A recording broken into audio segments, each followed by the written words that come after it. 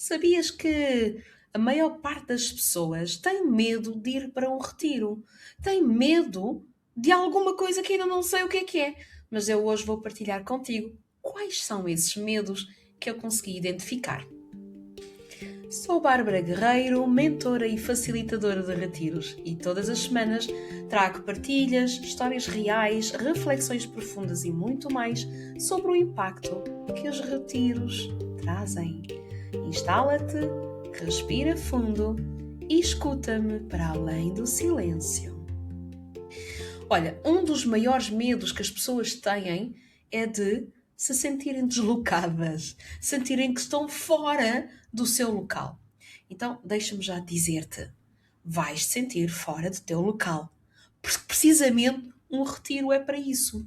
Um retiro vem da palavra retirar-se, que é sair do teu ambiente normal, habitual, para ires para outro ambiente onde vais estar confrontado com experiências que vão revelar coisas sobre ti.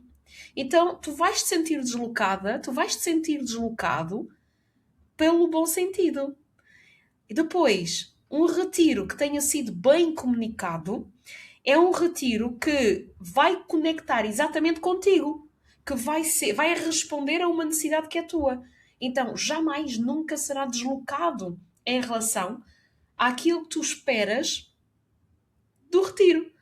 O tipo de resultados que tu estás à espera de receber. Então, é um sentir-se fora do seu bocal, fora do peixe, né? Fora do seu local normal, mas jamais deslocado desagradável. É um deslocado bom, agradável, positivo para o teu próprio crescimento.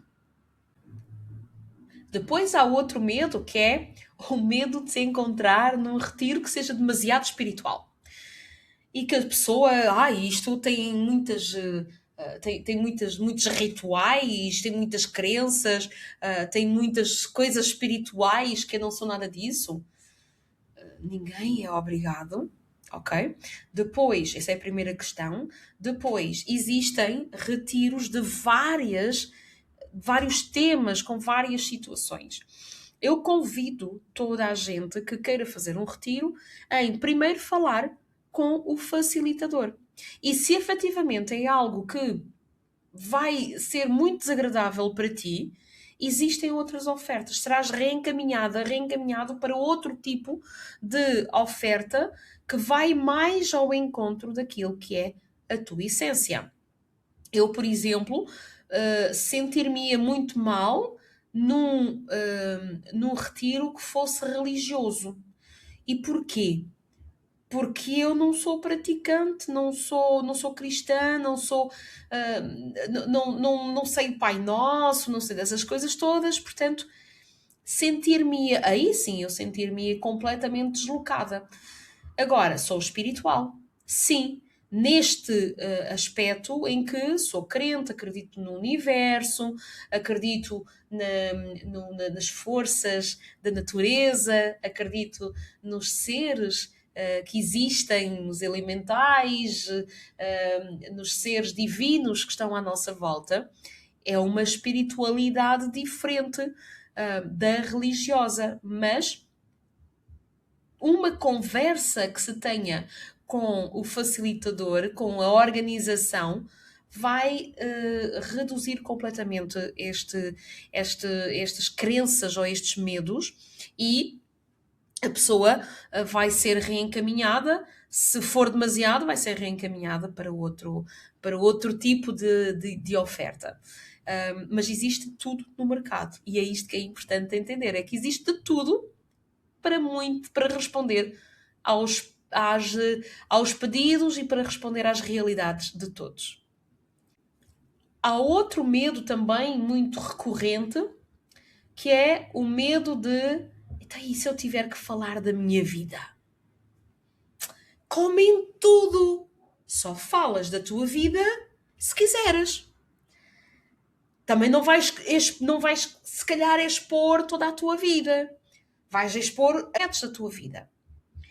Uma coisa é certa, um retiro é seguro. É um ambiente onde o que se passa lá, fica lá. E isto, se os facilitadores forem bons, tu vais receber logo essas instruções de início e é proibido as pessoas falarem do que quer que seja fora do retiro sobre a vida. Entre o grupo, sim, fora do grupo, não. Porque se partilham coisas muito íntimas, muito especiais, sim, muito íntimas. Estamos a falar que um retiro é um ambiente seguro onde as pessoas poderão, sim, expor a sua vida sem julgamentos. Completamente livres de qualquer julgamento. Porque ali, no retiro, estamos todos iguais. E mais, podemos expor a nossa vida, porque a gente já não vai à partida encontrar aquelas pessoas novamente, e mesmo que a gente vá novamente falar com essas pessoas, elas não estão no nosso dia a dia, elas não conhecem quem nós somos. A não ser que vais com os teus amigos e vais com as tuas amigas, mas aí só contas se quiseres. Agora, o importante não quer dizer que lá porque não te expões ou não dizes o que é que tu estás a sentir, que as coisas não vão funcionar. Vão funcionar. E vão funcionar porquê? Porque há outras pessoas que vão falar das suas vidas. E se calhar o que elas vão falar vai ressoar contigo, vai tocar-te. De tal forma que vais ter vontade de... Isso também me aconteceu. Dou-te um exemplo. Os abusos. Quantas mulheres, quantos homens, porque isso também acontece com os homens, estão em silêncio face a abusos. Porque acham que estão sozinhos. Porque acham que só lhes aconteceu a eles. Imagina estares num grupo e descobrires que há outras pessoas também que viveram a mesma coisa. Eu estive num retiro em que éramos à volta de umas 60 ou 70 mulheres, mais ou menos. E houve uma altura em que o exercício que foi proposto é que se houvesse uma mulher que não precisava de falar, só precisava era de ir ao centro junto com as outras mulheres que tinham sofrido de abusos, de violações, enfim, se houvesse dentro da família, se houvesse algo, enfim, que sentisse que o abuso lhe dizia respeito, ia para o meio da sala. E eu fiquei espantada de me encontrar com outras mulheres. E não estava à espera que fossem tantas. Porque eu pensava que estava sozinha. E afinal de contas havia mais. Havia mais pessoas, eu não me lembro, sinceramente não me lembro quem são. Não me lembro sequer da cara delas. Porque a minha dor era maior. E o que é que acontece? Dentro desse exercício foi pedido às outras mulheres que não estavam nesse círculo pequeno que com uma rosa fossem acariciar cada uma das mulheres que estava no centro. Eu estou aqui a falar contigo, mas estou piada porque ainda estou a reviver este momento. Foi quando eu pude rebentar a bolha, quando eu pude rebentar este saco que já carregava desde miléniums, porque não é só desta vida, é de vidas passadas, transgeracionais, de linhagens de mulheres da minha família, de memórias ancestrais. E eu foi um momento que me marcou por isto mesmo, por esta libertação, que até foi feita em silêncio, porque eu nunca partilhei a minha vida, nunca. Eu não disse nada, ninguém ficou a saber nada da minha história e nem foi preciso. Não havia necessidade. Só estávamos ali por algo em comum. E tivemos ali uma libertação, e tivemos ali um momento de amor, de acariciadas, mas acariciadas com o coração, com os braços do coração. E foi um momento mesmo muito, muito libertador que eu guardo, e olha que já são mais de 250 retiros neste momento, já ultrapassei os 250 retiros feitos, organizados, e ainda guardo esse momento. Ainda guardo esse momento muito precioso na minha cabeça. Já fiz muitos outros exercícios, mas aquele foi um exercício que me libertou. Então, tira esse medo de teres que falar da tua vida. Só falas se quiseres. Agora, a tua transformação, ela vai acontecer. Ela vai acontecer porque estás empenhado em estar e a fazer parte desta mudança. Outro dos medos é que às vezes as pessoas têm é terem medo de não poderem ficar em silêncio, que é o contrário. Que, eu não sei se eu vou conseguir ficar em silêncio, eu não sei se eu vou conseguir parar, eu não sei se eu vou conseguir aguentar. Eu também não sei se vais conseguir. Mas se não experimentares, também não vais saber. Se não passares pela experiência de parar com... eu vou desculpar a expressão, mas eu vou usar a palavra diarreia verbal. Se não parares com essa diarreia verbal, não vais saber nunca. Quando é que vais saber se sabes parar de falar se não o experimentas?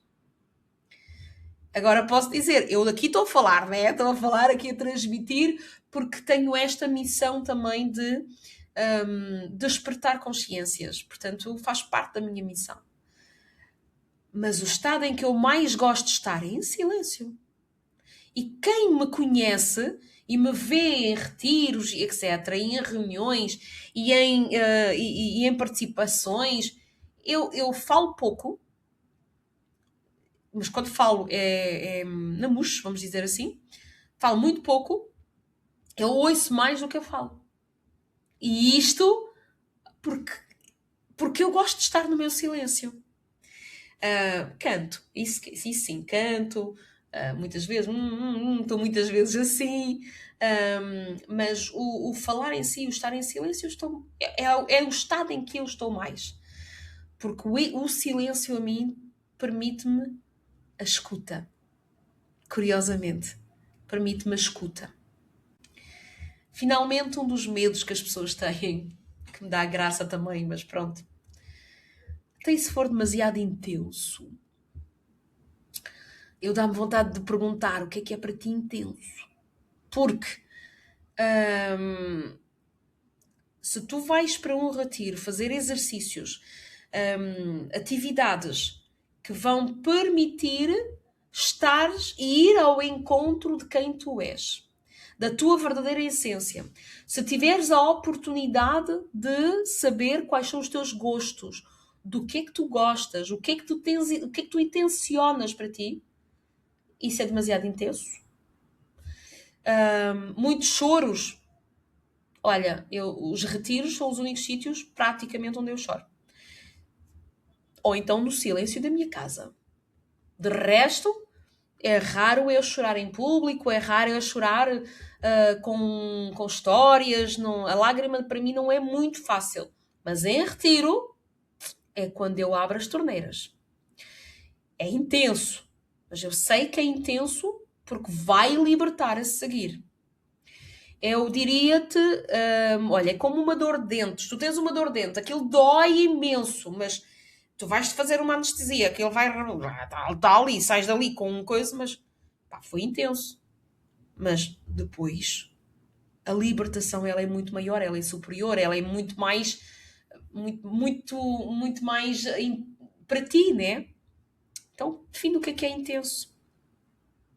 Mais uma vez, não és obrigada a fazer os exercícios. Se for demasiado intenso, tens que dizer às pessoas: isto está a ser demasiado para mim. Para mim é o momento de parar. Tiras o que tu puderes. Está tudo certo. Mas se não fores, também não vais saber. E agora também te pergunto: se for demasiado intenso, ok, então e a dor que tu estás a ter neste momento? Então, e o problema que tu estás a ter nesse momento não é intenso o suficiente para quereres uma mudança? Eu sei que sou provocadora, mas pensa também nisso. que é: eu prefiro um retiro de 2 ou 3 dias em que eu vou intensamente olhar e mergulhar dentro de mim para que definitivamente aquela dor que existe há não sei quanto tempo, aquele bloqueio que eu tenho, aquilo que me impede de avançar na minha vida, saia completamente de uma vez. Então deixa de ser intenso. Passa a ser profundo e transformador. Na minha ótica, mais uma vez, na minha ótica. Então, qual destes medos é que poderia ser o teu? Estou curiosa. Partilha depois dentro dos comentários qual foi esse medo, ou se existe algum. Se existe outro, diz-me, que é para eu depois te responder aqui no podcast e dar-te resposta, ok? Agora, também te quero dizer isto. Se o medo não é um sinal, ou se o medo é um sinal demasiado forte para ti, pensa que provavelmente o medo está ali para te revelar que é por ali que deves ir. É quando temos medo que sabemos que a transformação vai ser maior. E pronto, chegamos a mais um episódio que espero tenha desconstruído aqui os teus medos, e será com todo o gosto que eu te acolho nos próximos retiros. Vou deixar o link para poderes acionar, saber quais são os próximos retiros onde tu vais poder ser a melhor versão de ti mesma e de ti mesmo. Silêncios falam muito mais do que palavras.